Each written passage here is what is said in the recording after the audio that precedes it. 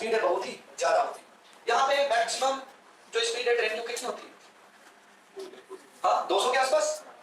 Okay, वहां पे 600 kilometre per hour होती है। ठीक है, 200 किलोमीटर के आसपास जाता है तो व्हील अपने आप लिफ्ट हो जाता है।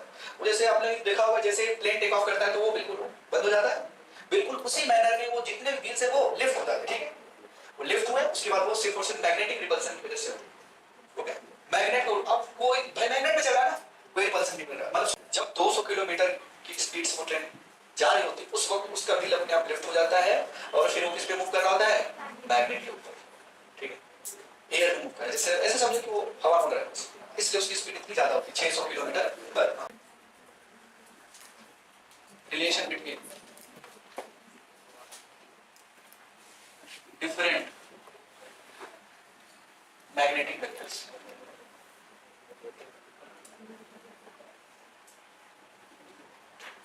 लाइक कौन कौन से वो vectors? Vector E, vector H, vector, इनके बीच में रिलेशन पढ़ने जा रहे हैं। सबके अलग अलग नाम हैं।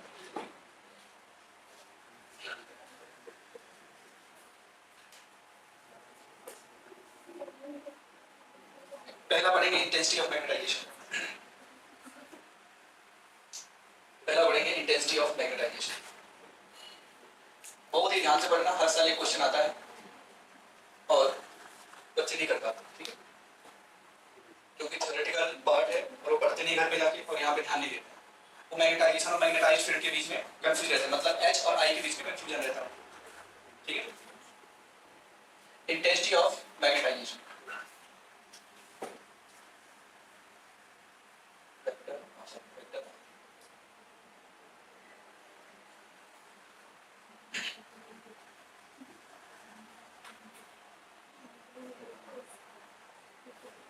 किसी एक्सटर्नल फील्ड में, इधर ध्यान देना, किसी भी ये इंटेंसिटी ऑफ मैग्नेटाइजेशन, मैग्नेटाइजेशन कोई मैग्नेटाइज करने वाला होगा तभी तो मैग्नेटाइजेशन होगा।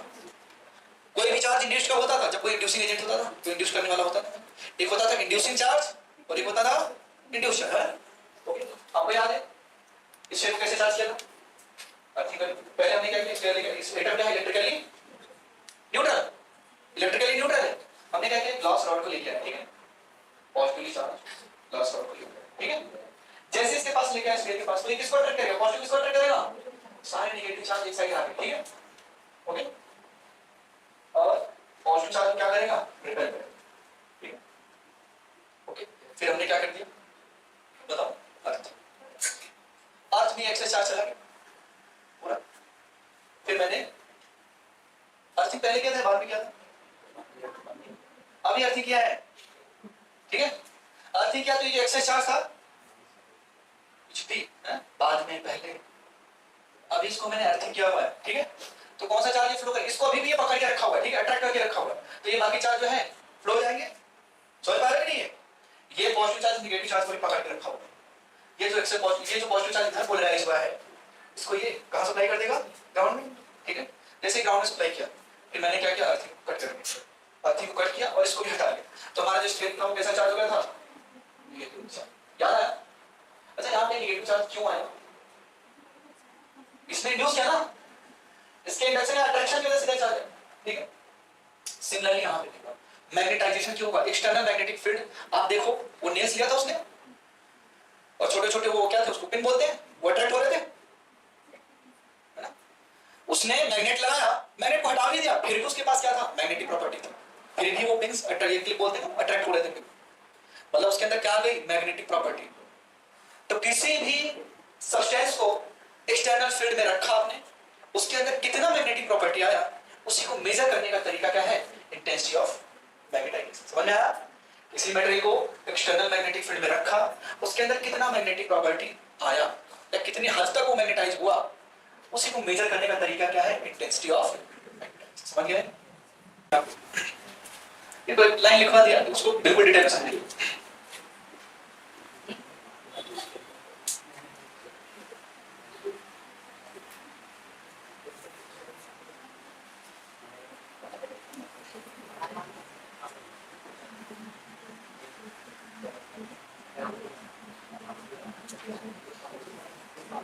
सॉलिनॉइड ये वायर हमने इसके ऊपर माउंट कर दिया और वायर में करेक्ट इस डायरेक्शन फ्लो हो गया। ठीक है,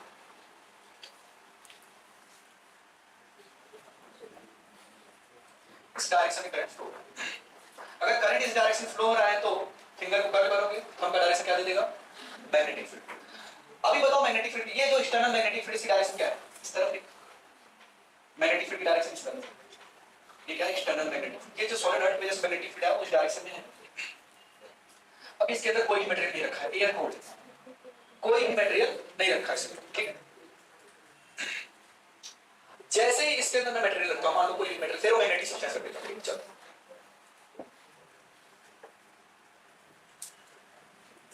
फेरोमैग्नेटिक सब्सटेंस, ये कौन सा मटेरियल है? Ferromagnetic, ferromagnetic material.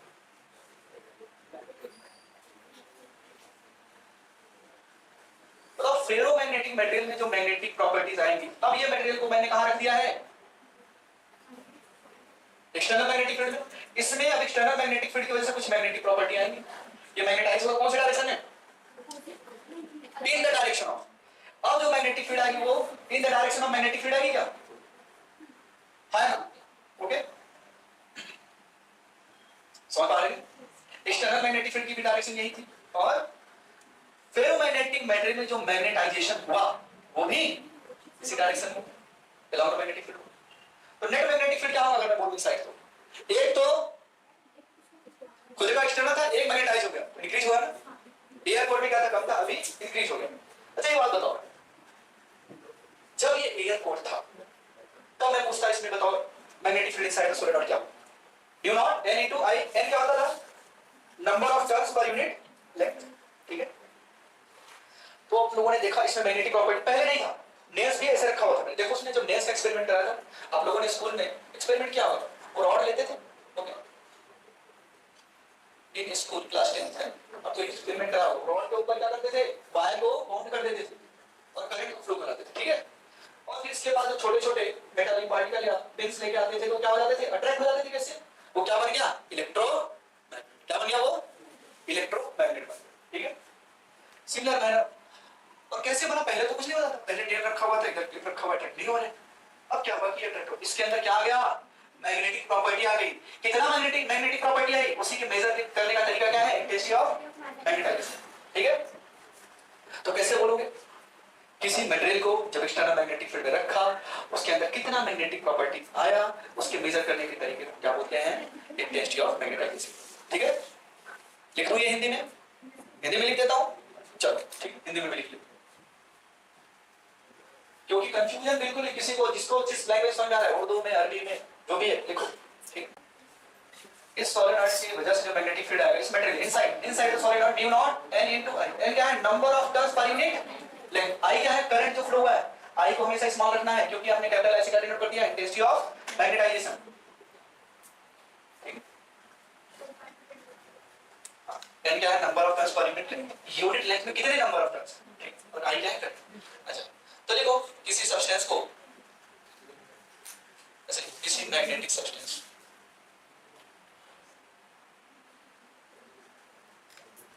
Magnetic substance को एक्सटर्नल मैग्नेटिक फील्ड, ऐसे लिखना बिल्कुल, किसी मैग्नेटिक सब्सटेंस को एक्सटर्नल मैग्नेटिक फील्ड में रखने पर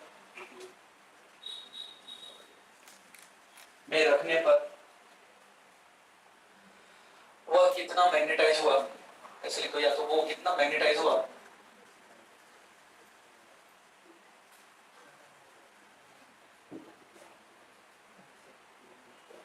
इसी के मेजर करने के तरीकों को क्या बोलते हैं? हाँ, कितना मैग्नेटाइज हुआ मतलब उसके अंदर कितने हद तक मैग्नेटिक प्रॉपर्टी है, ठीक है। कितना मैग्नेटाइज हुआ उसको ब्रैकेट में लिख लो, उसके अंदर कितना मैग्नेटिक प्रॉपर्टी, ऐसे ब्रैकेट क्लोज, फिर स्ट्राइक कंटिन्यू करेंगे।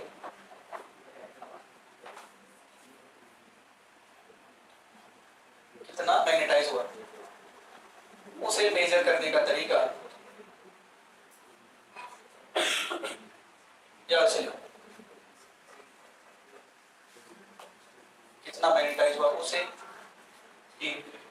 इंटेंसिटी ऑफ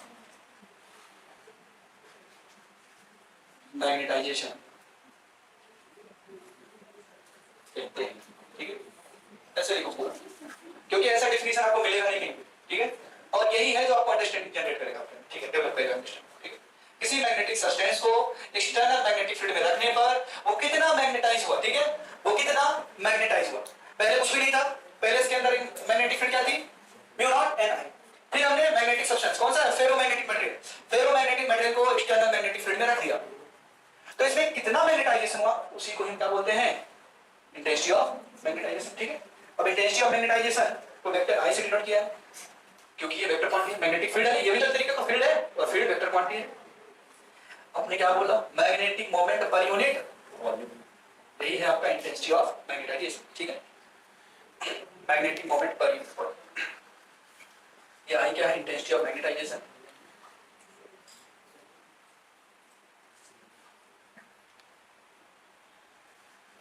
वेक्टर एम क्या है, जल्दी से बताओ, मैग्नेटिक डाइपोल मोमेंट,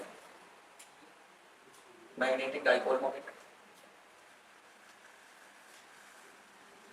V क्या है, वॉल्यूम, एसआई यूनिट बताओ, इसकी एसआई यूनिट क्या हो, SI unit of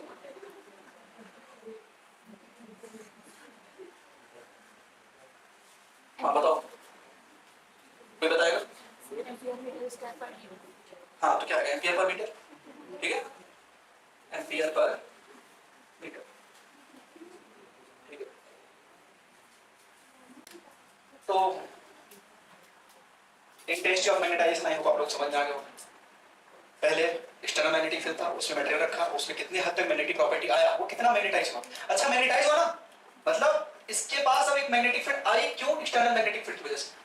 external magnetic field में जब मैंने इस फेरोमैग्नेटिक मटेरियल को रखा तो इसमें मैग्नेटाइजेशन हुआ, कौन से डायरेक्शन में, इन the direction of field, in the direction of field, कितना हुआ, हम लोग इंड्यूस्ड चार्ज निकालते थे, यहां पे क्या निकालेंगे, इंड्यूस्ड मैग्नेटिक फील्ड, तो बताओ inside the solenoid magnetic field कितना, mu not N, induced magnetic field क्या है, इंड्यूस्ड मैग्नेटिक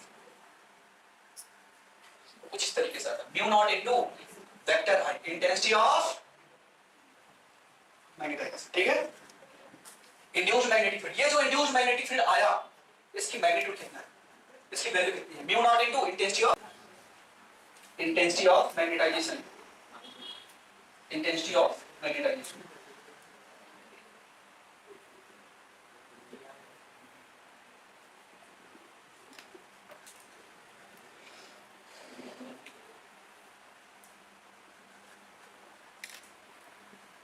मैग्नेटाइज हुआ, मैग्नेटाइज होने के बाद क्या कर रहा है, ये फील्ड पैदा कर रहा है, इस फील्ड की वैल्यू कितनी है, ये फील्ड आया कैसे, इंड्यूस हुआ ना, ओके, इंड्यूस मैग्नेटिक फील्ड कितना, mu not into vector. Next देखो दूसरा, अभी हमें वेक्टर ए के बारे में, सॉरी वेक्टर आई के बारे में क्लियर हो गया, अब दूसरा देखने जा रहे हैं, इंटेंसिटी ऑफ मैग्नेटाइजिंग फील्ड, वो क्या था, इंटेंसिटी ऑफ मैग्नेटाइजेशन, कोई भी मटेरियल जब एक्सटर्नल फील्ड में रखा तो कितना मैग्नेटाइज होगा, उसको मैग्नेटाइज करने वाला कौन है ना, अब उसकी इंटेंसिटी मेजर करने चल रहे हैं, ठीक है, intensity of magnetising field, intensity of magnetising field, इसको डिनोट करेंगे vector X, intensity of magnetizing, अपने पास सॉलिनॉइड्स,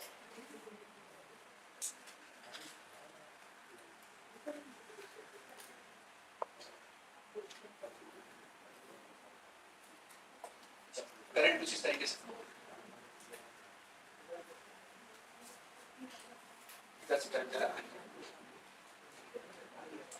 तो बताओ एक्सटर्नल मैग्नेटिक फील्ड की वैल्यू कितनी है, अब ये एयर कोड है, एयर कोड का मतलब इनसाइड द सॉलिनॉइड कुछ भी नहीं रखा, एक्सटर्नल मैग्नेटिक फील्ड यहाँ प्रेजेंट है, अब यहाँ हमने कुछ भी नहीं रखा, तो इसलिए मैंने क्या बोलते हैं एयर कोड, अभी हवा है, ठीक है, तो यहाँ पे जो इनसाइड मैग्नेटिक फील्ड आएगा मान लो क्या आएगा, बी नॉट, उसको किसी डिनोट कर रहे हैं, बी नॉट से, बी नॉट एन इनटू ये आएगा, ठीक है। अब जो इंटेंसिटी ऑफ मैग्नेटाइजेशन होता है उसको ऐसे डिनोट करते हैं, ये magnetic field upon mu naught के बराबर होता है, इसके बराबर होता है magnetic field per unit permeability of free space, ये क्या है, परमिएबिलिटी ऑफ फ्री स्पेस, ठीक है। किसी भी सब्सटेंस को, ये परमिबिलिटी ऑफ फ्री स्पेस मैंने कैसे डिफाइन किया था? क्या होता है परमिबिलिटी ऑफ फ्री स्पेस? हाँ,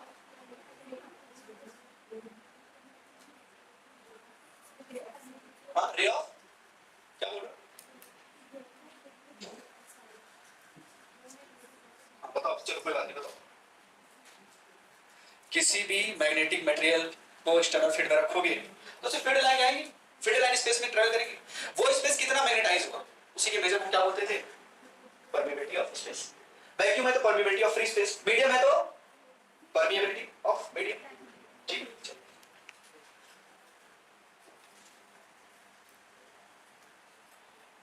तो बताओ एच क्या आएगा?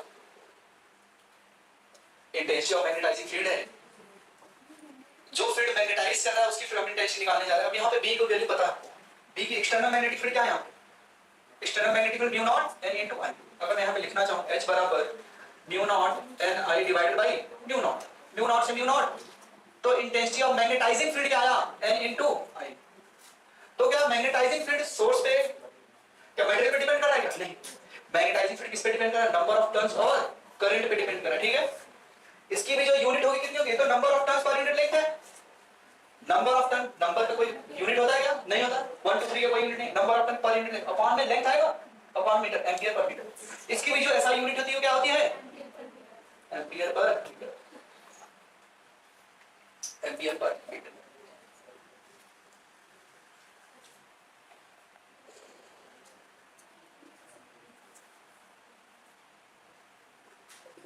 अगर आपका आ गया n इनटू आई, इसकी यूनिट क्या आ गई आपकी? SI unit ampere per metre. अच्छा, इंटेंसिटी ऑफ मैग्नेटाइजेशन और इंटेंसिटी ऑफ मैग्नेटाइजिंग फील्ड दोनों की इंटेंसिटी क्या है? सॉरी, यूनिट क्या है? सेम है क्या? Ampere per metre. ये सोर्स पे डिपेंड नहीं कर रहा है। ठीक है भाई, परमिबिलिटी मैंने क्या बोला? परमिबिलिटी ऑफ फ्री स्पेस, किसी भी मटेरियल को आपने रखा एक्सटर्नल फील्ड में, ठीक है, उसमें कितना मैग्नेटाइजिंग फील्ड, कितना मैग्नेटाइजिंग, उसके मेजर को क्या बोलते हैं? Free space. ठीक है, मेरा परमिबिलिटी ऑफ फ्री स्पेस। ऐसा यूनिट ऑफ मैग्नेटाइजिंग फील्ड क्या हुआ? n into I. It does not depend on, it does not depend on, it does not depend on source. ये सोर्स पे डिपेंड नहीं कर रहा है। कौन मैग्नेटिक फील्ड लगा रहा है उस पे डिपेंड नहीं कर रहा है। हाई किस पे डिपेंड कर रहा है? It depends on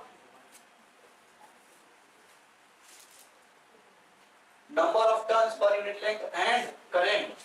Okay, it also depends on material, depends on material। था, अब मैंने इस सॉलिनॉइड के अंदर या एक्सटर्नल फील्ड में एक फेरोमैग्नेटिक मटेरियल, फेरोमैग्नेटिक मटेरियल, कैसा? Ferromagnetic material.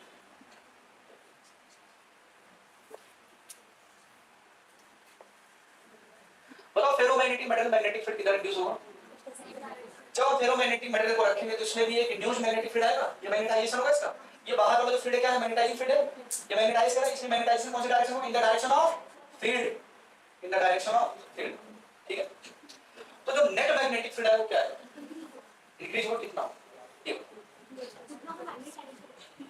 अब जो नेट मैग्नेटिक फील्ड है इनसाइड बी नेट, वो क्या लिखेंगे? इंक्रीज हुआ। अब मीडियम आ गया ना, अब ये एयरपोर्ट नहीं, अब मीडियम है। अब यहाँ पे जो मैग्नेटिक फील्ड आप लिखोगे नया, वो क्या आएगा? Mu into N into I. क्या आएगा? पहले म्यू नॉट था जब एयरपोर्ट था, जब फ्री स्पेस था म्यू था। अब मैग्नेटिक फील्ड कितना? Mu into N into I. ठीक है,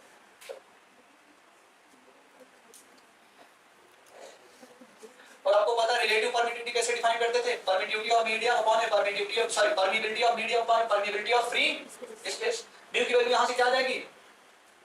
mu are into mu naught. ये लिखेंगे क्या? यहां पे मैं ऐसे लिख दूं तो b बराबर mu not into mu R N into I.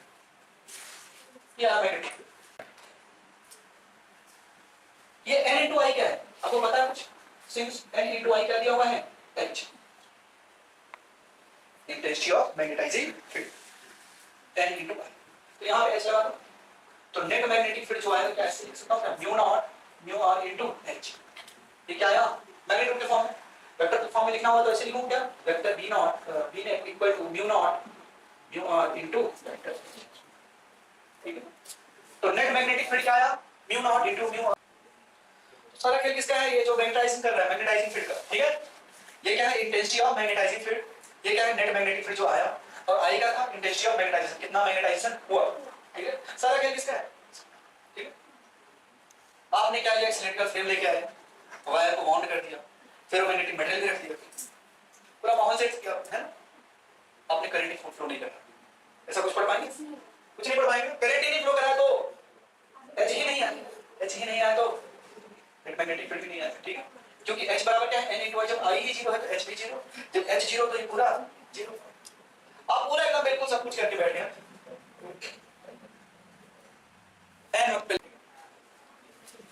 Net magnetic field क्या था, mu naught into mu r into n into I, या mu naught into mu r into H, ठीक है।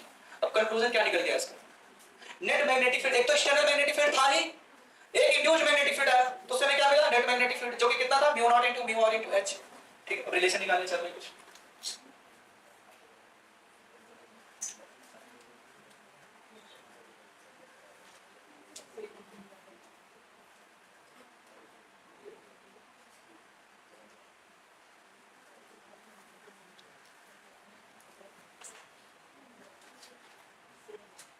करंट इस डायरेक्शन को रहा था I, ठीक है। मैग्नेटिक फील्ड इस डायरेक्शन में आएगा क्या, आपने इसमें रख दिया फेरोमैग्नेटिक मटेरियल, फेरोमैग्नेटिक मटेरियल, ये कौन सी डायरेक्शन मैग्नेटाइज हुआ, एक्सटर्नल फील्ड में आपने क्या रखा, इस डायरेक्शन मैग्नेटाइज होगा क्या, ये कौन सा मैग्नेटिक फील्ड हुआ, इंड्यूस। ये वाला जो ब्लू से मैंने बनाया क्या, एक्सटर्नल मैग्नेटिक फील्ड, ये क्या एक्सटर्नल और ये है induced magnetic field. Net magnetic field क्या लिखोगे, external magnetic field plus, plus क्यों किया, क्योंकि एक ही डायरेक्शन में है, और वेक्टर सम है, वो तो डायरेक्शन ऐसे ही बता देगा, वेक्टर सम है ना। अगर मैं यहां पे डायमैग्नेटिक मटेरियल लगता तो opposite to the field magnetize होता, तो यहां पे वेक्टर सम क्या लिखते, वेक्टर सम तो सही है हमेशा, ये यूनिवर्सल, ये तो सच है ही, प्लस बी इंड्यूस्ड लिखो यार, एक्सटर्नल प्लस बी इंड्यूस्ड। ये वेक्टर सम क्या, वेक्टर भी आता है, डायरेक्शन भी आता है, वो डायरेक्शन अपने आप बता देगा यहां पे, ठीक है। समझिए, अगर डायमैग्नेटिक मटेरियल होता तो इसका डायरेक्शन अपोजिट, अगर इसको मैंने प्लस आई के मान, सॉरी इधर माइनस आई के माना तो इधर प्लस आई के, या अगर एक्सटर्नल फील्ड डायरेक्शन मैंने बोल दिया पॉजिटिव डायरेक्शन है, तो इधर क्या हो जाएगा अपने आप नेगेटिव डायरेक्शन हो जाएगा, ठीक है। तो नेट मैग्नेटिक फील्ड क्या आएगा, अगर मैं लिखना चाहूं net magnetic field, external magnetic field क्या है, mu not into n into I, जब एयर फोर्स था मतलब external magnetic field, plus induced magnetic field क्या आया था, mu naught into vector, induced किस मतलब मैग्नेटाइज हो ना, ओके। चलो n इनटू I क्या है, H, तो नेट मैग्नेटिक फील्ड क्या है, mu naught vector H plus mu naught vector, mu naught को कॉमन ले लो, vector I plus vector H, ऐसे लिख सकता हूं क्या, इनटू म्यू नॉट, ठीक है। आपने बी नेट निकाल रखा already, mu not into mu R आपने ऑलरेडी निकाल रखा है, सिंस आपको ये पता है net magnetic field mu not into mu are into n into I, ठीक है। तो यहां पे अगर मैं लिखूं mu not mu R n into I equal to mu naught vector I plus vector, ऐसे लिख सकता हूं, कुछ रिलेशन यहां पे दिख रहा है, म्यू नॉट से म्यू नॉट कैंसिल, तो म्यू आर क्या आ गया, mu are into n I equal to vector I plus vector H, ऐसे लिखो, हाँ n इनटू I H हो जाएगा, mu R vector H equal to vector I plus vector H। अगर मैं मैग्नीट्यूड के फॉर्म में लिखता तो यहाँ पे वेक्टर हटा दो, ठीक है, क्योंकि वेक्टर से डिवीजन तो नहीं कर सकते ना, ठीक है। तो क्या लिखेंगे, म्यू आर, ये तो वेक्टर के फॉर्म में, mu are into H equal to I plus H, ये क्या है, in the form of magnitude. अब यहाँ से मैं ऐसे तो लिख सकता हूँ mu R equal to I upon I plus H upon में H। अगर मैं इनको बाहर मतलब पार्ट करूँ H अपॉन H और I अपॉन H लिख सकता हूँ, ये कैंसिल, तो क्या आएगा 1 प्लस I अपॉन में H, तो जो रिलेटिव परमिएबिलिटी आया वो क्या है, 1 प्लस I अपॉन में H, और I अपॉन में H को क्या बोलते हैं, मैग्नेटिक ससेप्टिबिलिटी, क्या बोलते हैं, मैग्नेटिक ससेप्टिबिलिटी।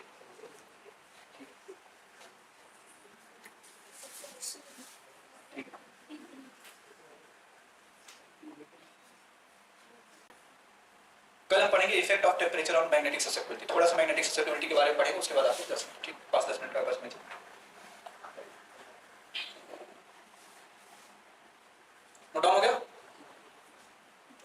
सभी लोग अभी लिखना मत करो।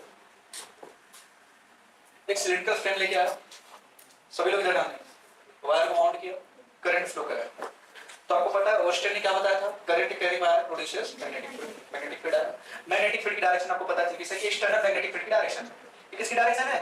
एक्सटर्नल मैग्नेटिक फील्ड, ठीक है, ओके।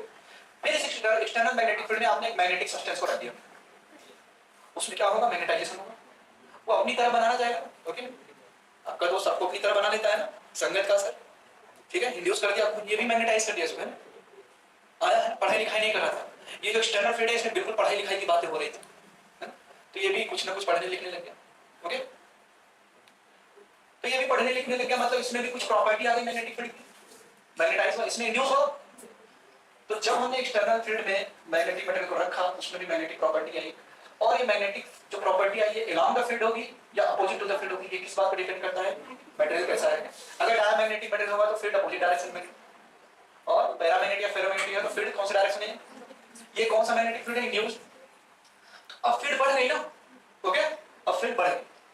पहले तो एक्सटर्नल मैग्नेटिक फील्ड था, आपने मटेरियल जैसे रखा तो फील्ड इनसाइड और बढ़ गई, कितना हो गया, v न्यूज ओवर कर दोगे तो नेट मैग्नेटिक फील्ड जो है क्या है, एक्सटर्नल मैग्नेटिक फील्ड प्लस, ठीक, समझ में आ रही है। मैग्नेटाइज हुआ, ये मैग्नेटाइज करने के लिए कोई फील्ड होगा, इसके अंदर कितना मैग्नेटाइजेशन है, ये किस बात पे डिपेंड करता है, मैग्नेटाइजिंग फील्ड कितना है, मतलब intensity of magnetization intensity of magnetising field पे भी डिपेंड करता है, ठीक है, ओके। समझ गया कि नहीं, मैग्नेटाइज करने वाला जो है और जो मैग्नेटाइज हो रहा है, मैग्नेटाइज कितना होगा ये इस बात पे डिपेंड करता है मैग्नेटाइजिंग करने वाला कितना, ठीक है। जैसे मान लो मेरी बात को आप लोग, मैग्नेटाइजिंग फील्ड जो मैग्नेटाइज करने वाला है वो जितना ज्यादा होगा उतना ही ज्यादा मैग्नेटाइज होगा, ठीक है। मैग्नेटाइजेशन इसमें कितना होगा, जितना ज्यादा मैग्नेटाइजिंग वाला फील्ड होगा, ठीक है, समझिए इस बात को। तो आप यहां से क्या समझ पा रहे हो, इंटेंसिटी ऑफ मैग्नेटाइजेशन, तो intensity of magnetization is directly proportional to magnetising field. जितना ज्यादा मैग्नेटाइजिंग फील्ड होगा उतना ज्यादा मैग्नेटाइजेशन होगा, ठीक है, या अपोजिट बोल सकते हो, ठीक है। जितना ज्यादा मैग्नेटाइजिंग फील्ड, ऐसे को जितना ज्यादा मैग्नेटाइजिंग फील्ड उतना ज्यादा मैग्नेटाइजेशन। अब ये प्रोपोर्शनलिटी को हटाओगे तो कोई कांस्टेंट आएगा, क्या है, बताओ, वही होता है मैग्नेटिक ससेप्टिबिलिटी, ठीक है, इंटेंसिटी। इसको हटाओगे तो आएगा एक प्रोपोर्शनलिटी कांस्टेंट, जिसको हम क्या बोलते हैं, मैग्नेटिक ससेप्टिबिलिटी। हाँ अभी अभी लिख रहे हैं स्पेलिंग में अच्छे से, ठीक। तो आप लोग थोड़ा सा इसको अरेंज करो फिर से। Intensity of magnetising directly proportional to intensity of magnetising field. Proportionality constant हटाओगे तो क्या आएगा, इसी को हम क्या बोलते हैं, मैग्नेटिक ससेप्टिबिलिटी। मैग्नेटिक ससेप्टिबिलिटी,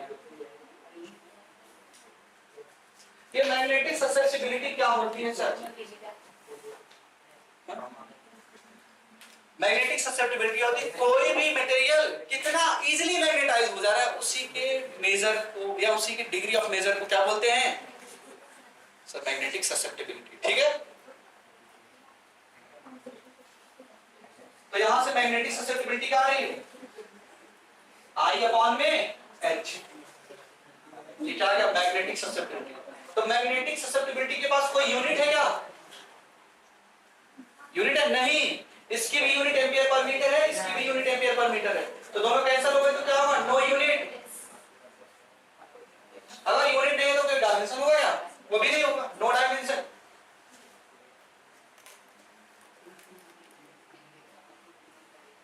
ये एक स्केलर क्वांटिटी है, ये एक स्केलर क्वांटिटी है, और कुछ बात है, इट इज द, ये मैग्नेटिक ससेप्टिबिलिटी क्या है, it is the measure of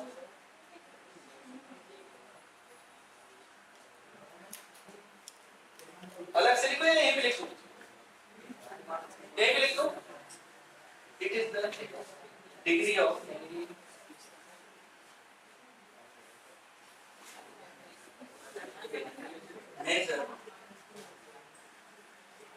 measure which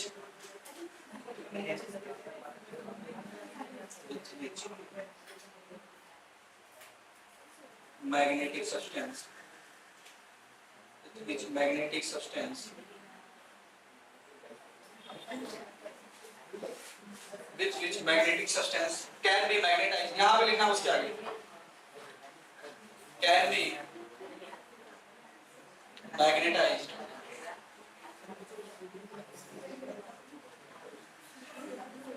in the external field. चलो लिखो, it is the degree of nature with which magnetic substance can be magnetized in the external field. Intensity of magnetization होगा उतना ज्यादा magnetic field रहा होगा, या ऐसे कि जितना ज्यादा मैग्नेटाइजिंग फील्ड रहा होगा उतना ज्यादा मैग्नेटाइजेशन होगा, ऐसे बोल सकते, ठीक है। मतलब ऐसे बोलना आना चाहिए, ऐसा नहीं कि कोई पूछ ले तो बोल ही नहीं पा रहा, बिल्कुल खड़े हो देख रहे हो 4-5 घंटे से class. External field, relative permeability और मैग्नेटिक ससेप्टिबिलिटी में रिलेशन पढ़ा हमने, क्या पढ़ा? Relative permeability is equal to 1 plus magnetic, ये पढ़ा क्या रिलेशन? ओके, वीडियोस में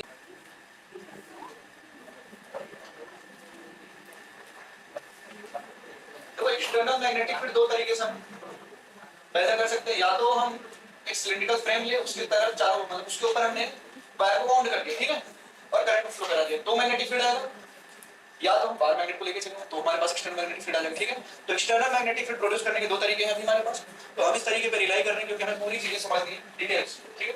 करंट कैसे जा रहा है, ओके, करंट इस डायरेक्शन जा रहा है, जिस डायरेक्शन करंट जा रहा है उस डायरेक्शन में आपने राइट हैंड के फिंगर को कर्ल किया तो थंब का डायरेक्शन क्या दे देगा? Magnetic field. तो इनसाइड द सोलेनॉइड जो मैग्नेटिक फील्ड की डायरेक्शन आएगी वो कुछ इस तरह आएगी, क्या ये है मैग्नेटिक फील्ड की direction, okay, external magnetic field. अब इस एक्सटर्नल मैग्नेटिक फील्ड के प्रेजेंस में हमने सर्टेन टाइप्स ऑफ मटेरियल रखा था, डायमैग्नेटिक मटेरियल या पैरामैग्नेटिक या फेरोमैग्नेटिक, ओके। अगर मैंने यहाँ पे मान लो फेरोमैग्नेटिक मटेरियल रख दिया, ओके, आप कुछ भी रख सकते हो, डायमैग्नेटिक नहीं रखते तो अगर मैंने यहाँ पे फेरोमैग्नेटिक मटेरियल रखा, फेरोमैग्नेटिक मटेरियल, तो फेरोमैग्नेटिक मटेरियल में जो मैग्नेटाइजेशन होता था वो इन द डायरेक्शन ऑफ, मतलब एक्सटर्नल मैग्नेटिक फील्ड की वजह से इसमें भी एक इंड्यूस्ड मैग्नेटिक फील्ड आया, वो किस डायरेक्शन में आया? इसी डायरेक्शन में आया। तो net magnetic field inside the solenoid क्या होगा? इंक्रीज होगी, ठीक है। तो नेट मैग्नेटिक फील्ड इंक्रीज हो गया। अगर मैं यहाँ पे मान लो डायमैग्नेटिक मटेरियल रखता तो opposite to the magnetic field, external magnetic field के अपोजिट डायरेक्शन में मैग्नेटाइज हो रहा था, तो नेट मैग्नेटिक फील्ड कम हो जाता, ओके। पैरामैग्नेटिक मटेरियल रखता तो भी वो किसके डायरेक्शन में मैग्नेटाइज होता था? In the direction of magnetic field, okay, तो भी इंक्रीज होता है। लेकिन जितना इंक्रीज फेरोमैग्नेटिक मटेरियल के केस में होगा उससे कम होता है, ठीक है, क्योंकि ये स्ट्रांगली मैग्नेटाइज होता है in the direction of external magnetic field, ठीक है। ये बात एक हमने की थी, इसको मैग्नेटाइज करने वाला फील्ड एक्सटर्नल मैग्नेटिक फील्ड है, और फिर हमने क्या किया था? Intensity of magnetising field H, ठीक है, ये क्या था? Vector H, intensity of magnetising field.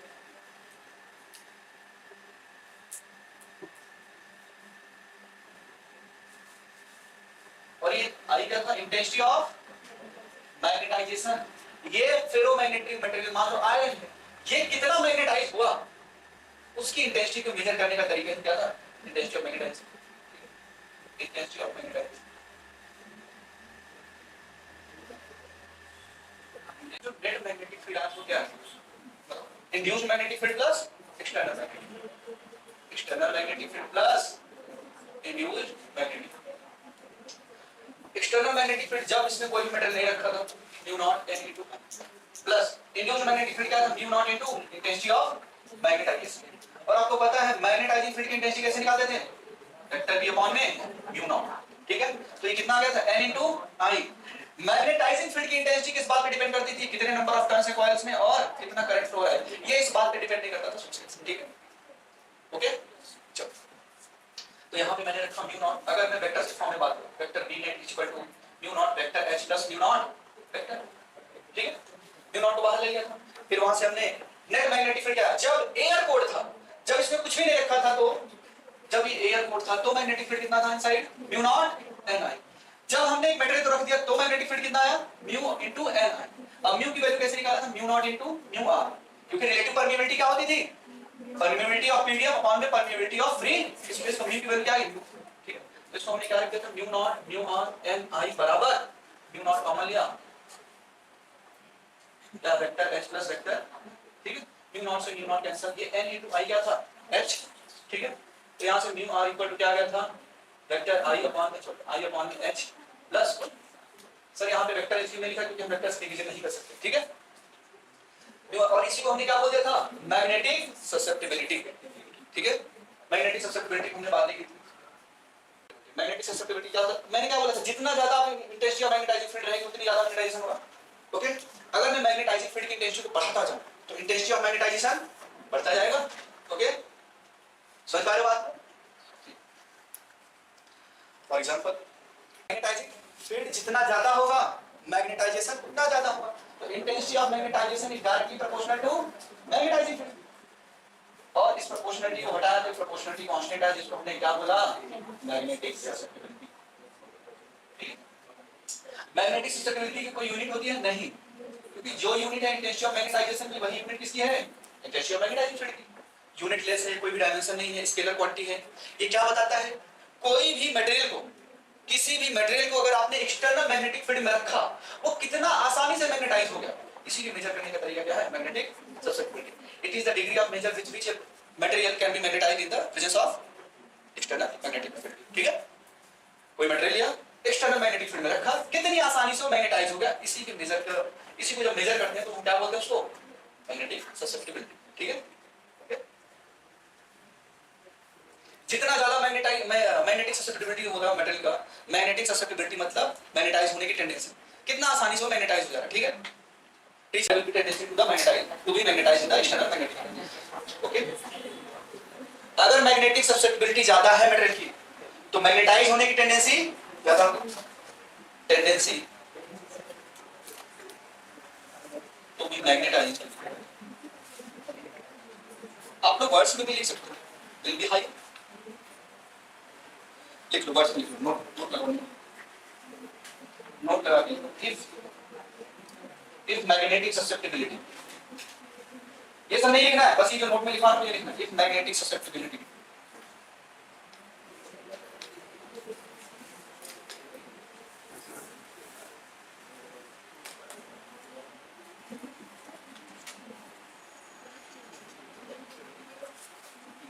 if magnetic susceptibility of a material is more, then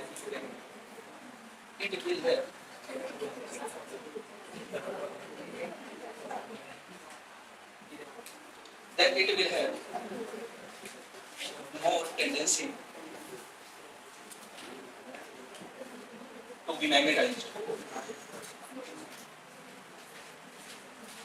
in external magnetic field.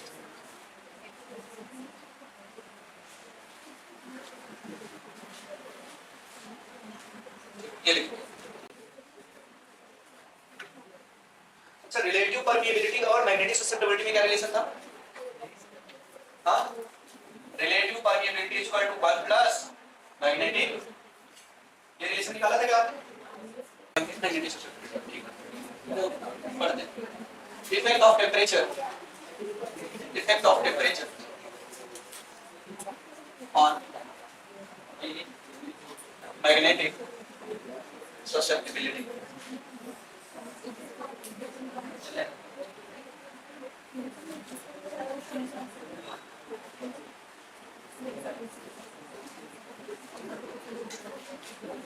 effect of temperature on magnetic susceptibility for different materials.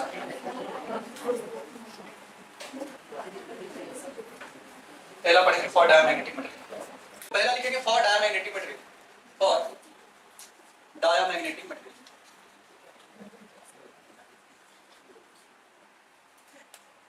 For diamagnetic material, effect of temperature on magnetic susceptibility for diamagnetic material, ठीक है, तो क्या होता है temperature, diamagnetic material का जो magnetic susceptibility होता है उस पर टेम्परेचर का कोई भी इफेक्ट नहीं होता, ठीक है, तो लिखो यहाँ पे magnetic susceptibility, magnetic susceptibility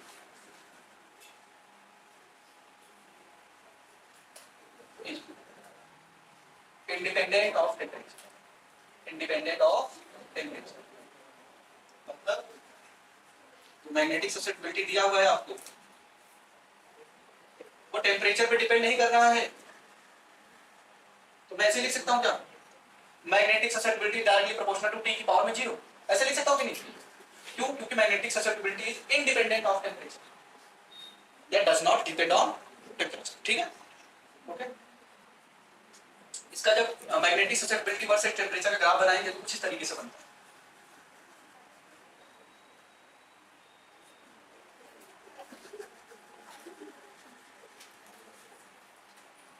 magnetic susceptibility versus temperature for diamagnetic material कुछ इस तरीके से बनता है। मैग्नेटिक ससेप्टिबिलिटी क्या है? नेगेटिव है। क्या है? Negative. For diamagnetic substance, magnetic susceptibility क्या आता है? नेगेटिव। एक कांस्टेंट फिक्स वैल्यू होती है वो नेगेटिव होती है। ठीक है, कहीं हो सकता है, डिपेंड करता है मटेरियल कौन सा है। हर मटेरियल की मैग्नेटिक ससेप्टिबिलिटी अलग अलग होगी। मान लो डायमैग्नेटिक है, डायमैग्नेटिक सब्सटेंस में खूब सारे एलिमेंट्स आते होंगे, अब सभी का ससेप्टिबिलिटी अलग अलग होगा, लेकिन इतना तो पक्का है सर, नेगेटिव। क्या होगा? नेगेटिव। मतलब फॉर डायमैग्नेटिक मटेरियल जो मैग्नेटिक ससेप्टिबिलिटी आ रहा है क्या है? Less then 0। मतलब यूं कहें मैग्नेटिक ससेप्टिबिलिटी नेगेटिव। ओके, अब ये कैसे नेगेटिव है अभी बात कर लेंगे। ठीक है,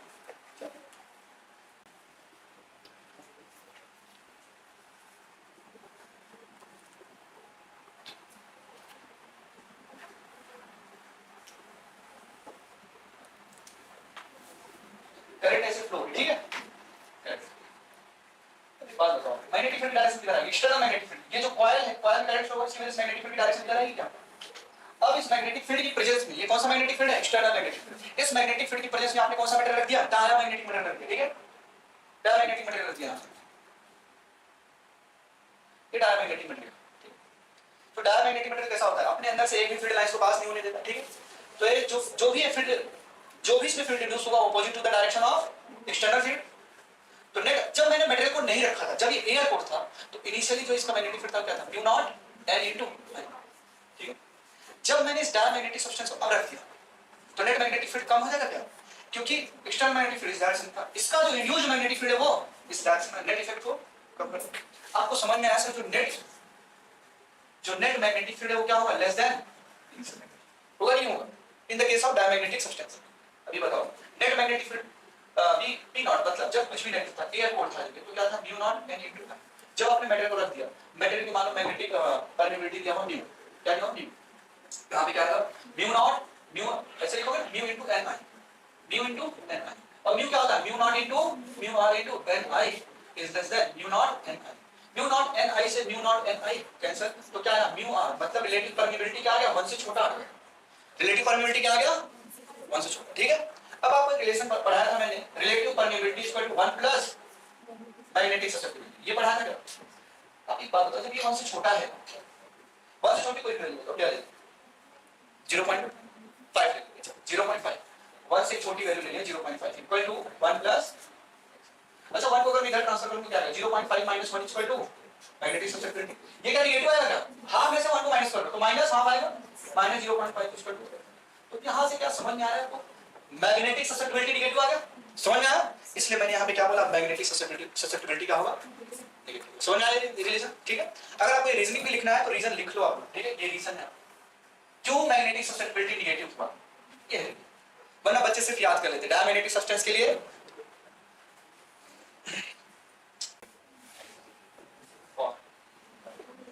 पैरामैग्नेटिक,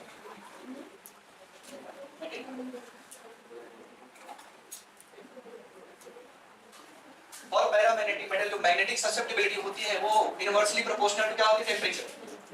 ये डी क्या है? Absolute temperature. ठीक है, for paramagnetic material magnetic susceptibility is inversely proportional to temperature.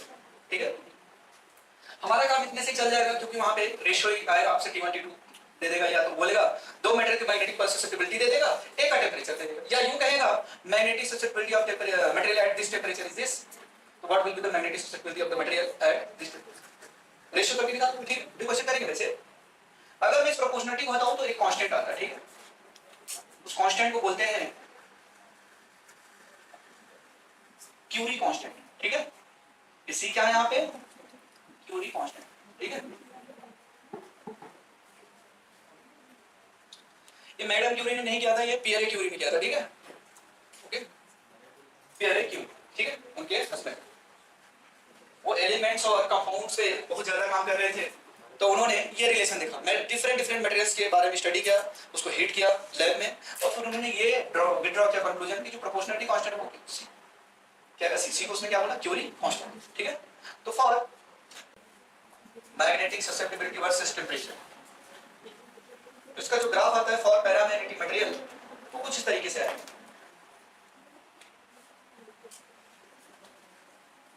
क्योंकि यहाँ पे आप ऐसे भी तो लिख सकते हो, y को देखो y एक्सिस पे कौन सा है मैग्नेटिक ससेप्टिबिलिटी, यहाँ पे क्या लिख सकता हूँ, y equal to c upon में x, तो y equal to constant upon में x ग्राफ कैसा होता था, rectangular hyperbola. Temperature x axis में था तो x रख दिया, मैग्नेटिक ससेप्टिबिलिटी, ऐसे रिलेशन आपको बनाना है। तो ग्राफ कैसा बनेगा, rectangular hyperbola.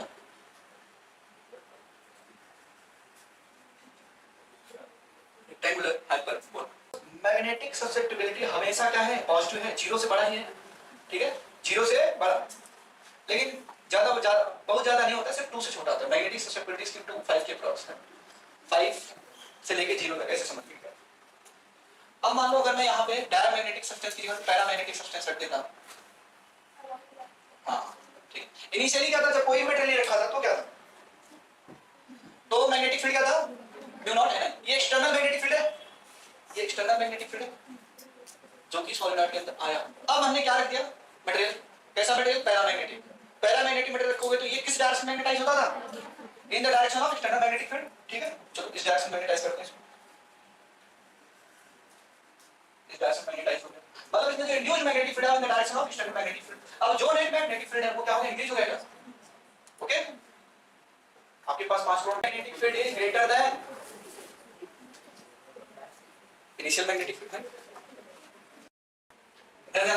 Net magnetic field increase हो गया। नेट मैग्नेटिक फील्ड क्या है, म्यू इनटू एन आई बढ़ेगा ना, जब मेटल रखा तो अब मैग्नेटिक फील्ड क्या था, म्यू इनटू एन आई। इनिशियल मैग्नेटिक फील्ड क्या था, म्यू नॉट एन। भाई जब मीडियम नहीं, जब बिल्कुल एयर था तो mu not an I, medium आया तो म्यू इनटू एन। मैं बोल रहा हूं ये ज्यादा है क्योंकि in the direction of magnetic field magnetise हो गया। अब म्यू की वैल्यू क्या होती है, म्यू नॉट इनटू ऐसे mu are into mu N I is greater than mu not an I, mu not an आई से म्यू नॉट। तो जो रिलेटिव परमिटिविटी है for diamagnetic sorry for paramagnetic material क्या है, ग्रेटर देन 1, ग्रेटर देन 1 है। अब आपको पता है relative permittivity is equal to 1 plus magnetic susceptibility. 1 से कोई बड़ी वैल्यू बताओ, 1.5, चलो 1.5 इक्वल टू 1 प्लस, अब इधर लिखो 1.5 माइनस 1 इक्वल टू, तो 1.5 में से 1 को माइनस करो क्या आएगा, 0.5, ये पॉजिटिव आ रहा है कहीं वैल्यू, तो magnetic susceptibility for paramagnetic material क्या आया, पॉजिटिव है। ठीक है, इसमें जो फॉर पैरामैग्नेटिक मटेरियल जो मैग्नेटिक ससेप्टिबिलिटी की रेंज होती है ना, फॉर पैरामैग्नेटिक मटेरियल वो रेंज होती है लेस देन और equal to 2 and greater than और इक्वल टू 1, ऐसे मान लीजिए। ये पॉजिटिव है ना, इसलिए कुछ बताओ, टेंपरेचर बढ़ाओ, मैग्नेटिक ससेप्टिबिलिटी क्यों, क्योंकि inverse relation.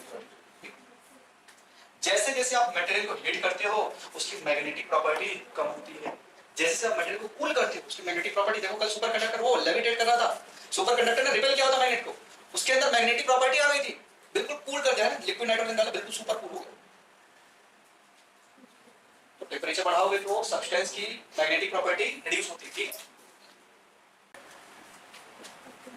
For ferromagnetic material, ferromagnetic material के केस में क्या होता था, वो स्ट्रांगली मैग्नेटाइज होता था इन द डायरेक्शन ऑफ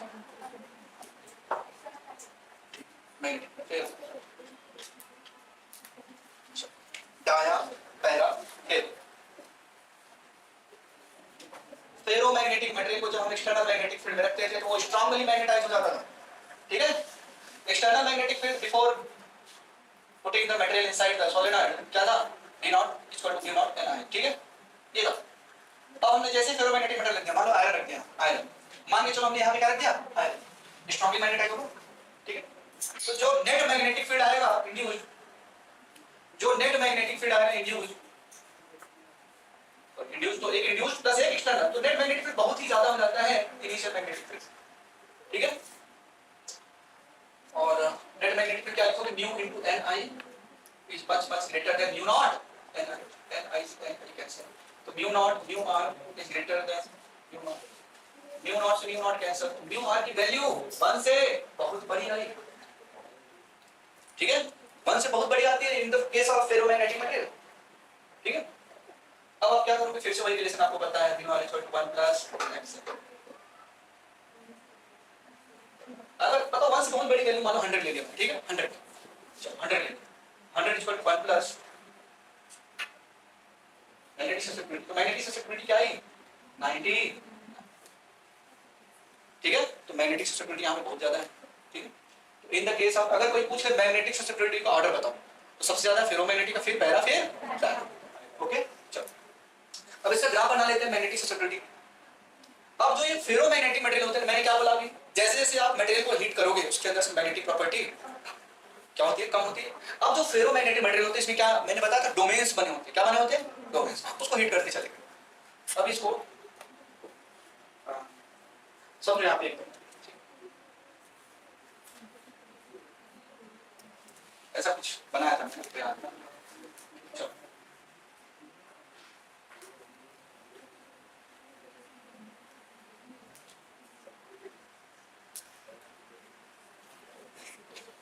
ये अपना क्या है, फेरोमैग्नेटिक्स में क्या बने होते थे, डोमेन्स। इसको और ये भी हम बोलते थे पॉकेट्स, डोमेन्स या पॉकेट्स एक ही बात, रेंज एक दायरा, ठीक है। डोमेन्स या पॉकेट्स में से अलाइन होते थे सारे, जो भी डोमेन्स में अगर मोर डाइपोज वो एक ही डायरेक्शन में अलाइन होते थे। इस डोमेन में एक है सारे लोग, ठीक है। फिर मैंने एक्सटर्नल मैग्नेटिक फील्ड अप्लाई किया था, तो ड्यू टू एक्सचेंज कपलिंग वो सारे एक ही डायरेक्शन में अलाइन हो जाते थे, ठीक है। अब जैसे जैसे मटेरियल को हीट करोगे, ये कौन सा मटेरियल है, फेरोमैग्नेटिक, मान लो आयरन, ठीक है। ये आयरन, आयरन का एटॉमिक नंबर कितना होता है 26 और एटॉमिक मास कितना होता है 15 56 के आसपास होता होगा, मुझे याद नहीं आ रहा, ठीक है चलो कोई बात 52 50 डबल कर देते थे जस्ट, कोई बात नहीं 52 के आसपास। चलो अब मैंने क्या किया, हीट करना स्टार्ट किया इसको। जैसे जैसे हीट करो हीट करना स्टार्ट किया,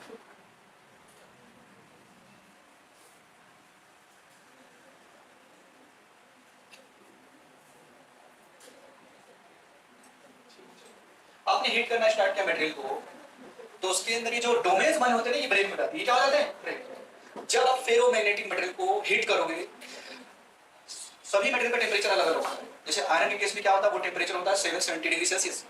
उस टेंपरेचर पे उसके डोमेन्स ब्रेक हो जाते हैं। तो जैसे डोमेन्स ब्रेक हुआ, पैरामैग्नेटिक बन गया। पैरामैग्नेटिक में यही होता, सारे जो ये डाइपोल्स थे वो रैंडमली ओरिएंटेड थे। इसमें भी जैसे डोमेन्स ब्रेक होगा, सारे डाइपोल्स क्या हो जाएंगे, रैंडमली ओरिएंटेड। तो फेरोमैग्नेटिक सब्सटेंस क्या बन जाएगा, पैरामैग्नेटिक सब्सटेंस। हर मटेरियल के लिए पैरामैग्नेटिक क्या बोलते हैं, वो टेंपरेचर अलग अलग होता है। निकल के लिए 353 डिग्री के आसपास होता है, ठीक है। और गैडोलियम के लिए 30 डिग्री के आसपास होता है। आयरन के लिए 770 डिग्री सेल्सियस के आसपास होता है वो टेंपरेचर। और उस टेंपरेचर को क्या बोलते हैं, क्यूरी टेंपरेचर, ठीक है। अगेन वेरी क्यूरी, ठीक है, क्यूरी टेंपरेचर, ठीक है। क्यूरी टेंपरेचर कौन सा टेंपरेचर होता है, वो टेंपरेचर जिसके ऊपर जाएंगे तो जो मटेरियल है वो अपना मैग्नेटिक प्रॉपर्टी को लूज कर देगा, क्या बन जाएगा, पैरामैग्नेटिक सब्सटेंस। मतलब क्यूरी टेंपरेचर के ऊपर अगर हमने हीट कर दिया, अगर मैंने इस सब्सटेंस को 770 डिग्री सेल्सियस के ऊपर हीट कर दिया, तो क्या बन जाएगा, ये डोमेन जो है ये ब्रेक हो जाएंगे, सारे डोमेन्स ब्रेक। समझ आया क्या बोल रहा हूं, हाँ ठीक है। अब क्या है क्यूरी टेंपरेचर, क्या है क्यूरी टेंपरेचर। प्रोपोर्शनलिटी को हटाओगे तो प्रोपोर्शनलिटी कांस्टेंट आता है C/T - T। इसी को हम क्या बोलते हैं, क्यूरी लॉ। कई जगह पे लिखा हो क्यूरी वाइस लॉ, ठीक है। यही है आपका क्या, क्यूरी लॉ, ठीक है। अब हीट करेंगे हम मटेरियल को, उसका मैग्नेटिक ससेप्टिबिलिटी वर्सेस टेंपरेचर का ग्राफ कैसा बनेगा, देखो कैसे बनेगा, ठीक है। जब टेंपरेचर बहुत कम था तो उसके पास कुछ ना कुछ मैग्नेटिक ससेप्टिबिलिटी रही होगी। फिर आपने क्या किया, टेंपरेचर बढ़ाते चले, जैसे जैसे टेंपरेचर बढ़ाओगे मैग्नेटिक ससेप्टिबिलिटी कम होगी। क्यों, क्योंकि मैग्नेटाइज होने की टेंडेंसी उसकी कम हो रही है, ठीक है। आपने बढ़ाते चले, एक कंडीशन ऐसी आएगी जिसके बाद ये पैरामैग्नेटिक सब्सटेंस बन गया, ठीक है। उस टेंपरेचर को क्या बोलते थे, क्यूरी टेंपरेचर, ठीक है। आपने टेंपरेचर बढ़ाते गए अभी भी फेरोमैग्नेटिक प्रॉपर्टी डोमिनेट कर रहा था, ठीक है।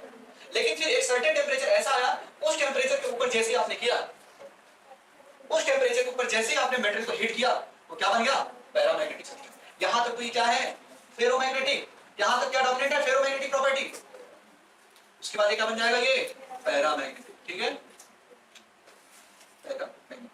और ये रीजन भी पता है, बताओ, मैग्नेटिक ससेप्टिबिलिटीज की बहुत ही ज्यादा होती है। प्रूव भी कर दिया आपने, क्यूरी टेंपरेचर होता है, Curie temperature.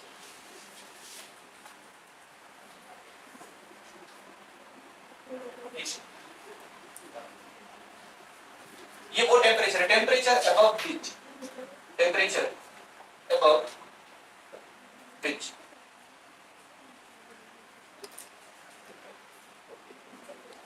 Temperature above pitch, ferromagnetic substance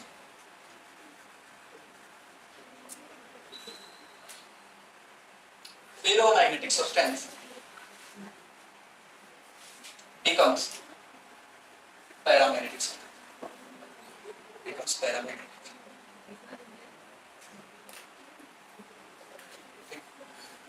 तो आयरन के लिए टेम्परेचर क्या होगा? फॉर आयरन क्यूरी टेम्परेचर क्या होगा? 770 डिग्री सेल्सियस अप्रोक्सीमेटली। अगर मोर प्रिसाइज की बात करोगे तो होता है 763 डिग्री सेल्सियस, ठीक है, लेकिन बुक्स में लिखा हुआ है तो ये लेके चलते, ठीक, 770 डिग्री सेल्सियस। ये फेरोमैग्नेटिक सब्सटेंस है, इसको हीट कर रहे हैं। अभी इसको अगर मैग्नेट लेके आएंगे तो ये क्या होगा? अट्रैक्ट हो जाएगा ना। अभी हीट कर रहे हैं इसको, ठीक है, हीट कर रहे हैं इसको, क्यूरी टेम्परेचर के ऊपर चला गया। अब इसके अंदर ये कैसा बन गया? पैरामैग्नेटिक। देखो अट्रैक्ट नहीं हो रहा है, बहुत ही वीक अट्रैक्शन है ना। अभी देखो जैसे ही क्यूरी टेम्परेचर के नीचे आएगा तुरंत ये अट्रैक्ट हो जाएगा इस मैग्नेट, ये मैग्नेट,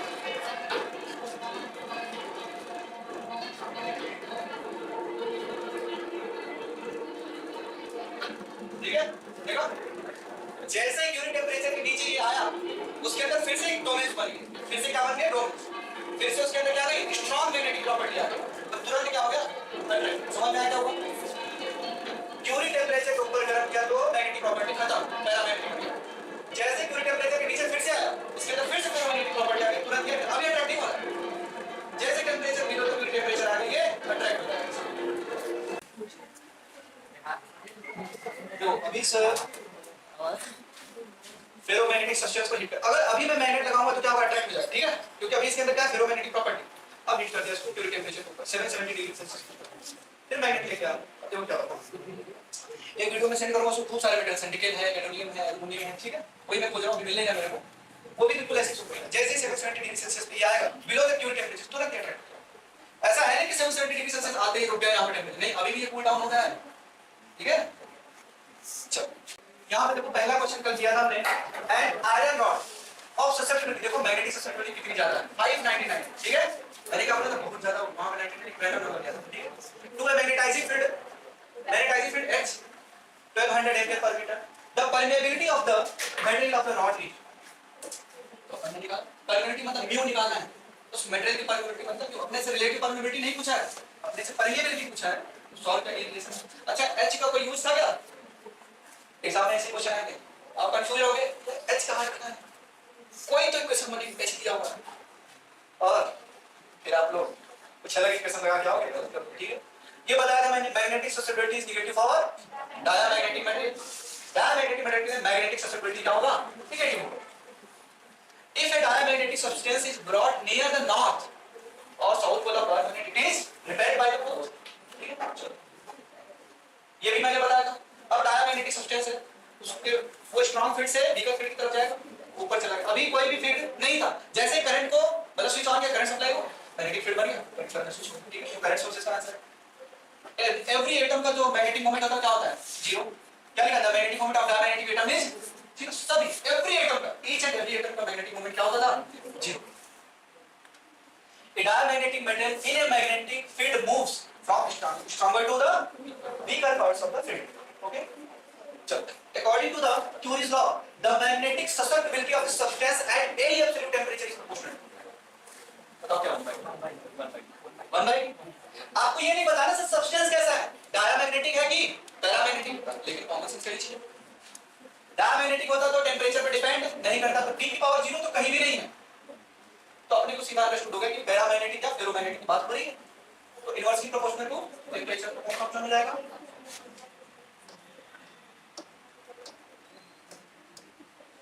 ठीक है, फर्स्ट ऑप्शन इज समझ आ रही है?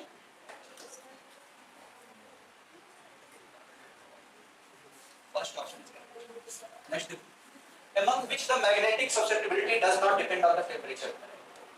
इसके लिए होता है डायमैग्नेटिक। देखो जेई में 2023 का क्वेश्चन, ठीक है, जेई में में 2023 का आया क्वेश्चन। स्टेटमेंट 1 क्या बोला सतीश भाई? क्या बोला? दिखाई दे रहा है? हाँ करना है। The diamagnetic property depends on temperature. पहला गलत है? इसको नहीं गलत। The induced magnetic dipole moment in a diamagnetic sample, मतलब diamagnetic material, is always opposite to the magnetizing field. सही बोल रहा है? बताओ, magnetic induced magnetic dipole moment, जो डाइपोल मोमेंट था वो कौन से डायरेक्शन में मैग्नेटाइज हो रहा था? Opposite to the field. तो ये भी सही है, ये करेक्ट है। तो कौन सा ऑप्शन हो गया? Option number statement 1 is incorrect and statement 2 is correct. ठीक, ये होगा। तो जेई में 2023 क्वेश्चन है। देखो जेई में 2023 में कितने सारे क्वेश्चन आए, उसको पता है बच्चे यहां से भागेंगे, छोड़ देते हैं, कॉन्सेप्ट क्लियर नहीं होता है। If the number of turns, ये तो मैंने बता रखा था, if the number of turns of the coil of a moving coil galvanometer is double, आपको पता है करंट सेंसिटिविटी क्या होती है? NBA/C। C क्या था? टॉर्सनल कांस्टेंट, पता चला क्यूरी कांस्टेंट रखते चले। अब number of turns, current sensitivity जो है यहाँ पे, current sensitivity directly proportional to क्या है? नंबर ऑफ टर्न्स बढ़ाओगे तो करंट सेंसिटिविटी बढ़ जाएगी। अच्छा, वोल्टेज सेंसिटिविटी क्या होता है? Voltage sensitivity is equal to NBA ban upon में, ऐसा कुछ होता था, NBA अपॉन C। ठीक, वहां पे भी जल्दबाजी में डबल हो जाएगा, जो कि नहीं होगा, क्योंकि भाई जब आप लोग नंबर ऑफ टर्न्स बढ़ा रहे हो, मैंने आपको याद वायर लिया था टर्न्स को, रेडियस कम हुई थी, सब समझाया था मैंने। R बराबर क्या होता था? रो L by A। Area of the cross section of wire वो सेम रहता था, कितना भी टर्न्स बनाओ, क्रॉस सेक्शन एरिया का जो वायर है, वायर का जो क्रॉस सेक्शन एरिया वो सेम बहुत नहीं बदलेगा। आपने टर्न्स बढ़ाते चलेंगे, तो जितने ज्यादा टर्न्स बढ़ाओगे उतना ज्यादा लेंथ भी तो बढ़ेगा। मान लो मैंने एक सर्कल बनाया, इतने ही रेडियस का एक और सर्कल बना, इतने ही रेडियस का एक और सर्कल बना, तो क्या हो रहा है? लेंथ भी तो बढ़ रहा है, लेंथ बढ़ेगा तो रेजिस्टेंस भी बढ़ेगा। लेंथ डायरेक्टली प्रोपोर्शनल टू क्या है? Number of turns. ठीक है, अगर मान लो एक टर्न्स का लेंथ है 1 मीटर, 2 टर्न्स का 2। ठीक है, तो यहां से क्या समझना है? Resistance is directly proportional to length and length is directly proportional to number of turn, तो resistance is directly proportional to number of turn. ठीक है, नंबर ऑफ टर्न्स बढ़ाओ, जितना इसको बढ़ाओ उतना ये भी बढ़ेगा। देख लो डायरेक्ट रिलेशन, तो ये कांस्टेंट रहेगा। ठीक है, तो voltage sensitivity remains constant, increasing current sensitivity of a moving coil galvanometer by only increasing number of turns in the coil will also increase the गलत। ठीक है, ये कांस्टेंट रहता था, वोल्टेज सेंसिटिविटी कांस्टेंट रहता था, करंट सेंसिटिविटी उसी ratio में इंक्रीज होता था, दोगुना किया तो दोगुना। ठीक है, ये दोगुना हो जाएगा, तो कौन सा स्टेटमेंट करेक्ट है? स्टेटमेंट 1 इज टू पर स्टेटमेंट, ये सही। ठीक है, नेक्स्ट देखिए, electromagnets are made of soft iron. ठीक है, तो हिस्टेरेसिस टॉस वगैरह हिस्टेरेसिस है कि नहीं सिलेबस में आप लोगों के? नहीं। ठीक है, नीट में तो नहीं, बोर्ड में अगर आना होगा तो मेरे से बोलना। ठीक है, मैं पढ़ा दूंगा। ठीक है, वो हिस्टेरेसिस टॉस करके बोलता था IH कर, I वर्सेस मतलब इंटेंसिटी ऑफ मैग्नेटाइजेशन और इंटेंसिटी ऑफ मैग्नेटाइजिंग। ठीक है, इसे अगर आप कुछ ऐसा होता है, आप जो है मटेरियल को मैग्नेटाइज करते गए, ठीक है, फिर एक टाइम पर सैचुरेशन आ जाता था, क्योंकि जितने भी डाइपोल अलाइन होते थे सब एक ही डायरेक्शन में अलाइन होते। अब कितना ही बढ़ाओ उसके आगे नहीं जाए। ठीक है, फिर साइंटिस्ट ने सोचा डीमैग्नेटाइज करते, डीमैग्नेटाइज किया तो फिर जो वापस डीमैग्नेटाइज किया तो जीरो में नहीं आया, अपने सेम पाथ को ट्रेस नहीं किया उसने। ठीक है, सेम पाथ को ट्रेस नहीं किया, जब उसने मैग्नेटिक फील्ड की वैल्यू जीरो कर दी, मैग्नेटाइजिंग फील्ड मतलब एक्सटर्नल फील्ड की वैल्यू जीरो कर दी, तो देखा अभी भी मटेरियल में कुछ ना कुछ मैग्नेटिक फील्ड बच गई है। इसी को क्या बोलते थे? रेसिडुअल मैग्नेटिक फील्ड या रिटेंटिव मैग्नेटिक फील्ड। ठीक है, इसी को रिटेंटिविटी बोलते हैं। ठीक है, रिटेंटिविटी अभी सिलेबस में नहीं है, आपको अगर बोलोगे बाद में पढ़ा देंगे। ठीक है, 15-20 मिनट का टॉपिक है। ठीक है, फिर उन्होंने कहा नहीं और कम, फिर से रिवर्स करके और कम करके फिर यहाँ भी सिचुएशन आ गई, जितने डाइपोल को इस डायरेक्शन में अलाइन होता था सारे ही अलाइन, फिर उन्होंने क्या किया? डीमैग्नेटाइज। ठीक है, ऐसा कुछ करो, आप लोगों ने देखा होगा कुछ। ठीक है, अगर आप लोग बुक्स देखो तो ऐसा कुछ बनता है, मैं आपको पढ़ा दूंगा अलग से, बहुत ही आसान टॉपिक है। इसको हम बोलते थे रिटेंटिविटी। ये क्या है? रिटेंटिविटी मतलब रेसिडुअल मैग्नेटिक फील्ड कितना बच गया, रिटेंटिविटी। ओए को क्या बोलेंगे? रिटेंटिविटी। ओसी को क्या बोलते थे? मान लीजिए सी, ओसी को बी को लिखना था, बीसी को मैग्नेटिक फील्ड हमने बता रखा है। ओसी क्या होता था? कोसीविटी, है ना? अभी आपके सिलेबस में नहीं है, मतलब 20 मिनट का टॉपिक है, जब भी बोलोगे बोर्ड में अगर होगा आप लोग देखना अपने बोर्ड से सिलेबस को, स्टेट बोर्ड के। अगर एनसीईआरटी में नहीं है तो सीबीएसई में भी नहीं आएगा, लेकिन बोर्ड से स्टेट बोर्ड का आप देख लेना। ठीक है, electromagnets are made of soft current, बिल्कुल सही बात है। सॉफ्ट करंट हाई कंडक्टिविटी है, लो रेडिएटिविटी, ये भी बात सही है। तो दोनों ही करेक्ट, ठीक है। अब क्वेश्चन करने टाइम कितना बचा है? 6 For diamagnetic substance where X is magnetic susceptibility, सही तो लिखा है, नेगेटिव होता है। For diamagnetic substance magnetic susceptibility is negative, negative, ठीक है। मैग्नेटिक सस्टेबिलिटी 0 से छोटा मतलब नेगेटिव होता है। तो पहला स्टेटमेंट तो सही है, ये वाला स्टेटमेंट सही है। दूसरा देखो, diamagnetic substance when placed in an external magnetic field tend to move from stronger to, ये भी सही है, ठीक है, ये भी सही है। तो दोनों ही स्टेटमेंट सही है। कौन सा ऑप्शन है? ठीक है, ये वाला क्वेश्चन देखो, ये सब जेईई 2023 के हैं सब क्वेश्चन, जेईई 2023, जेईई 2023। क्यों ऐसे सारे? एक ही पेपर एक ही क्वेश्चन आता है, ऐसा नहीं कि एक पेपर में इतने सारे क्वेश्चन आए, शिफ्ट वाइज होता है। कितने सारे शिफ्ट होते हैं, हर शिफ्ट में एक क्वेश्चन तो सबको कंबाइन करेंगे। चलो इस क्वेश्चन को देखो आप, देखो क्या बोला, the free space inside a current carrying toroid is filled with a material of susceptibility 2 into 10 to the power minus 2. The percentage increase in the value of magnetic field inside the toroid. Toroid को पता है कैसे बनाते हैं?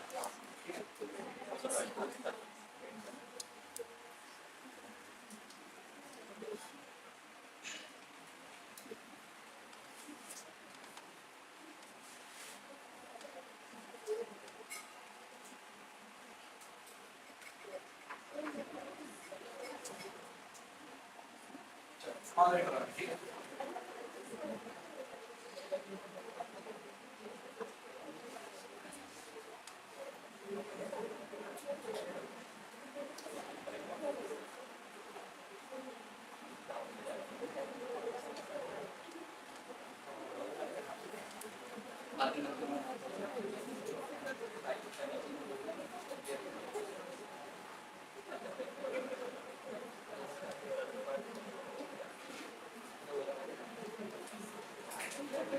मान लो current ऐसे flow, ठीक है,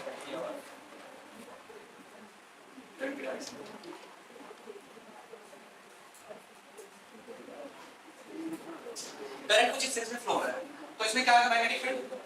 टोरॉइड कैसे बनाया था बताया, एंडलेस सॉलिनॉइड बोलते थे, सॉलिनॉइड कैसे बैठे और उनके दो इलेक्ट्रॉन ने मिला तो क्या बन गया था, टोरॉइड। टोरॉइड के अंदर जो मैग्नेटिक फील्ड आता है क्या था, म्यू नॉट है। अभी कुछ भी नहीं रखा है, अभी इस टोरॉइड के अंदर हमें कोई भी मेटेरियल नहीं रखा है, तो क्या है magnetic field mu not into N. मान लो ये इनिशियल मैग्नेटिक फील्ड, ओके, बात समझ में आ गई।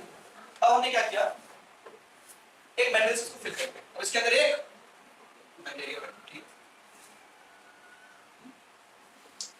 तो बोला भाई मैग्नेटिक फील्ड इसकी इंक्रीज होगी, तो बोला percentage change in magnetic field. जिस भी मेटेरियल को रखा है इसके अंदर, देखो वो चिल्ला रहा है पढ़ने के लिए ना, उसको पढ़ना है।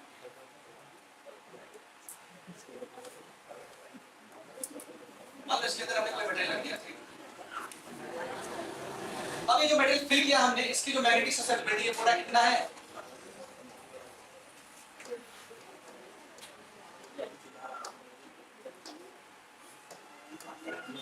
मैग्नेटिक ससेप्टिबिलिटी बोल रहा है 2 into 10 to the power minus, magnetic susceptibility कोई भी यूनिट नहीं होती है। The percentage increase in the value. अब बताओ नया मैग्नेटिक फील्ड क्या होता है, नया magnetic field sir new into N into I. अब इस मैग्नेटिक मटेरियल जो आपने फिल किया है, इसकी मान लो मैग्नेटिक परमिटिविटी क्या दी है, म्यू। म्यू और म्यू क्या होता है, mu not into mu R, इससे लिख सकता हूं mu not into mu are into N. अभी म्यू आर की वैल्यू तो पता नहीं, कैसे पता करेंगे, mu R equal to 1 plus magnetic susceptibility, यहां से 1 plus 2 into 10 to the power minus, ये आ गया, ये रिलेटिव परमिटिविटी आ गई। अपने क्या पूछा था, परसेंटेज इंक्रीज। मैंने क्या बोला, कोई मटेरियल रखोगे तो इंक्रीज हो गया, इंक्रीज हो मतलब कैसा मटेरियल रखा है, या तो फेरोमैग्नेटिक या तो पैरामैग्नेटिक, ठीक है, क्योंकि नेट मैग्नेटिक फील्ड क्या बोल रहा है, इंक्रीज हो गया। ऐसे आपको रीजनिंग करनी है, ठीक है, कि कौन सा, अगर कोई पूछ लेता बताओ कौन सा मटेरियल रखा है, तो तुरंत बोल देना। अगर यहीं पे सभी जगह 2% 2% 2% देना, फेरोमैग्नेटिक पैरामैग्नेटिक ऐसा करके दे देना, डायमैग्नेटिक आपको लगाना पड़ता था, डायमैग्नेटिक तो होगा ही, और कितना ज्यादा इंक्रीज हुआ कम हुआ पैरामैग्नेटिक, ठीक है, देख लेंगे पूरी रेंज होती है अपनी, वो आपको मेंशन करेंगे क्वेश्चन, ठीक है। चलो अब चेंज निकालना, चेंज कैसे निकालते थे, परसेंटेज चेंज निकालना। पहले क्या करेंगे, चेंज डेल्टा बी, कोई बात नहीं है, छोड़ रहे हैं चलो। फाइनल माइनस इनिशियल, अच्छी अपनी बातें करना भेजो। ये चेंज है, अब हमने क्या निकाला परसेंटेज चेंज, तो पहले रिलेटिव चेंज बताओ, divided by initial v1 final minus initial divided by initial, ये क्या है? अब इसी में हम क्या करते हैं 100 से मल्टीप्लाई, तो क्या बन जाएगा परसेंटेज चेंज। इस जगह मैं 100 से मल्टीप्लाई कर दूंगा, अगर मैं इसमें 100 से मल्टीप्लाई करूं तो क्या बन जाएगा परसेंटेज, यही अपने से पूछा है परसेंटेज चेंज। तो b2 minus b1 upon b2 100 upon b1, ठीक है समझ आए? ठीक है चलो एक साइड और कर लेते हैं, ठीक है। अब परसेंटेज चेंज आया आपका, या percentage increase in magnetic field जो आया, परसेंटेज चेंज या परसेंटेज इंक्रीज, वो क्या आया b2 माइनस b1, तो मैं इसको ऐसे भी लिख सकता हूं b2 अपॉन में b1 माइनस b1 अपॉन में b1 इनटू 100, ऐसे लिख सकता हूं। b1 से b1 कैंसिल, तो क्या आया b2 अपॉन में b1 माइनस 1 इनटू 100। अब b2 की वैल्यू आपको पता है क्या है, mu not mu r n i divided by mu not n i minus 1 into 100।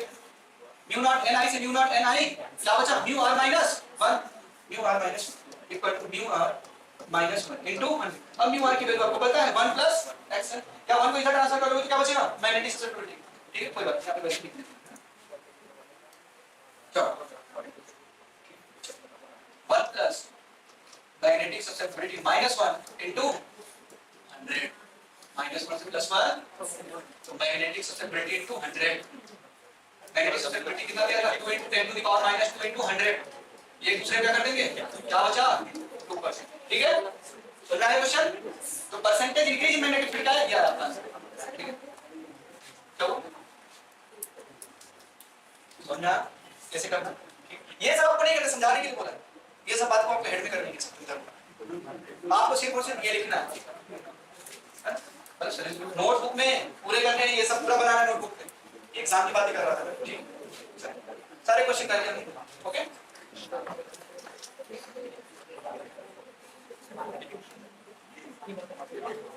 हाँ